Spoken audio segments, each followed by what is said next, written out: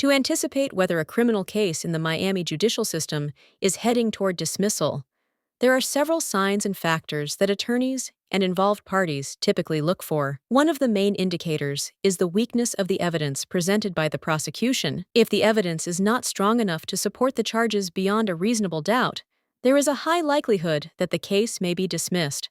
Another sign is when the defense files motions to dismiss and the judge appears receptive to the arguments, especially if procedural rights violations, errors in the arrest, or issues with the chain of custody are identified. It is also common for the prosecution itself to move for dismissal if, after reviewing the evidence and witness statements, they believe they cannot prove the case at trial.